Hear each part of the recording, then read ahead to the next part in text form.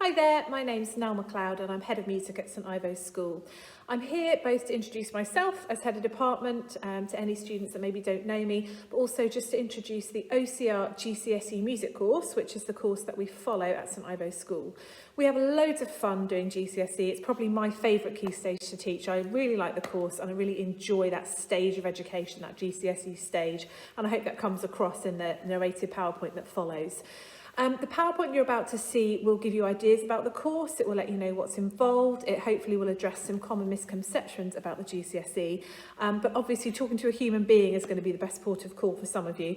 So at the end of the PowerPoint, you'll find my contact details. Please do get in touch if there are any questions or if you want to discuss GCSE music any further. Thanks very much for taking the time to watch this, and I hope you enjoy finding out about GCSE music. So as I said, it's Nell MacLeod here, Head of Music, just welcoming you to this short introduction to GCSE music at St Ivo Academy. So we'll start with an overview of the whole course. We follow the OCR specification at St Ivo. We've looked at different specs over the years and we feel that this one is a really good positive one for our students at the moment. It allows for creativity but also for academic rigour. It follows a really nice wide range of different topics, all on the topic of music, and we think it offers our students the best opportunities. It's 60% coursework, which means that before you even go into the exam in year 11, you have done 60% of your course. Now that is made up from 4 different pieces of coursework, 2 performances and 2 compositions. And as you can see there, at least one of your performances has to be as part of a group. It can actually be both of your performances that are part of a group, but you do these 2 performances and when they're put together, they've got to equal at least 3 minutes. For your compositions, those are pieces of music that you're going to write on your own. One of them can be completely your own choice. It can be literally any piece of music, any style that you want to do. And the other one has to be done to a brief set by OCR. OCR releases a series of briefs, there's 6 in total, and you choose from one of the 6 briefs, the one you like the look of the best, and you write a piece of music as a response to that brief. This could be anything from a pop song to a piece of film music to a piece for piano, and you get to choose which brief suits you best and to write a piece in response to that. As you can see here, you might end up writing 2 pieces that actually end up being quite similar styles or for the same instrument, but that's okay as long as we follow the OCR rules, then that's absolutely fine, and you can write 2 pieces of music that are fairly similar if they really suit your style. As well as the 60% coursework, which we spend time on through the whole 2 years of the course, there's also a 40% written exam, which covers 4 areas of study. These are the Concerto Through Time, which is quite a classical area of study, Rhythms of the World, which sort of does what it says on the tin, Film and Video Game Music, and Conventions of Pop Music.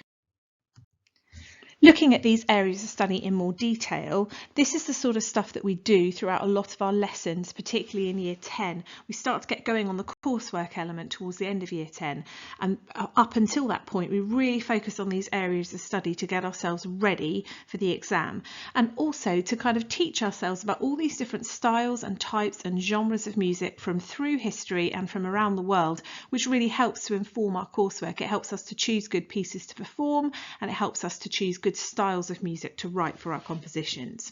The first area of study that we look at is the Concerto Through Time. Now this is our quite classical area of study, and we look at what are called concertos, types of pieces of music from 3 different periods of musical history. The Baroque right back in the 1600s, through the classical in the 1700s, and the Romantic in the 1800s, and we look at how the concerto itself changed through these periods. The next area of study is Rhythms of the World. Now this one has quite a lot of different styles within it, and it shows us how different cultures around the world approach their traditional music, and we focus particularly on the rhythms of these music and how that can teach us, what that can teach us about those different cultures. As you can see, it's quite a hefty list of Indian classical music, Bhangra music, calypso, samba, African music. We look at drumming and singing, and then folk music of the Eastern Mediterranean, the Middle East, which is quite a new thing for a lot of students, but something that we really enjoy learning about. Our next area of study is film and video game music. This one's pretty self-explanatory. We basically look at how film music is used within films and again how video game music is used within video games. And the last area of study is the conventions of pop one. Now this is great fun. We do this in year 10 and we have some real fun coming up with cover versions and music videos for the following styles of pop music. We look at rock and roll music of the 50s and 60s, rock anthems of the 70s and 80s, think of Queen, Guns N' Roses, that kind of thing, pop ballads of the 70s, 80s and 90s, so some really cheesy music there. And then we look at how the work of different solo artists has changed from the 1990s through to the present day. So I hope you can see from this slide just the fantastic range of different genres and topics that's covered through this GCSE and why we've chosen it as our spec. We really do feel it offers a really nice breadth of curriculum for our GCSE students. So on to why you might want to study GCSE music at St Ivo. I do think there can be a common misconception with GCSE music that in order to take it you already have to be some sort of musical genius or someone that's already had instrument lessons, already learnt the theory of music like the back of your hand, and you have to be brilliant at it before you even start the course. And I want to say for the record right now that is not the case. The main reason to study GCSE music at any school is enjoyment of the subject. Your GCSEs are important, but that you are going to do the best at your GCSEs if they're subjects you enjoy. You're never going to do well at a GCSE that you absolutely hate because you won't put the time and the motivation into the work. So the key thing and the key reason that you would take any GCSE, music included, is an enjoyment of the subject and a passion for it. You don't have to be grade anything at anything just yet. It's great if you take up an instrument during the GCSE. It's fantastic if you want to have lessons on something if you didn't before, but it's not a prerequisite of the course. It's not something that you have to have done in advance. If you enjoyed music through year 7, through year 8, through year 9, then chances are you're really going to enjoy the GCSE music course. If you have a love of creativity and you like creating your own work and doing things in your own way, then I think GCSE music is a great one to follow. The high percentage of coursework in the course, this 60% coursework, really suits some people well. As I say, you go into that exam in year 11 with the confidence that 60% of the course is already done and already behind you. There are loads of transferable skills when you study music, as well as the musical skills, which we think are really important in themselves.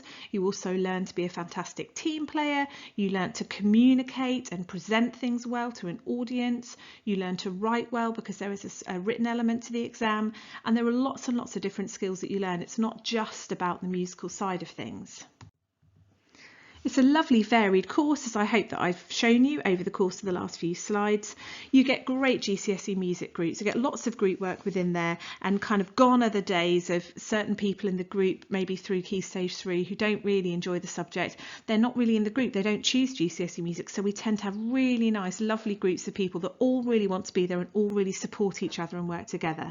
And finally, we've got a great team of teachers at the school. I really believe in my staff, and I think we're very experienced at teaching GCSE music, and as I've said, we really enjoy it. So we have great fun in all of our lessons. So that's it from me through this whistle-stop tour of GCSE music at St Ivo. As I said in the earlier introduction, if you have any questions, please do get in touch with me, and there's my email address right there. Also, if you know any students in years 10 and 11 who are studying the GCSE at the moment and you want to have a chat with them about it, or you want me to put you in touch with anyone, that's another route that you can follow to talk to people who are currently doing the course. They're some of your best people to talk to for any GCSE because they'll tell you the real truth and the ins and outs about how the different GCSE works. Thanks ever so much for watching, and really good luck in choosing your options this year.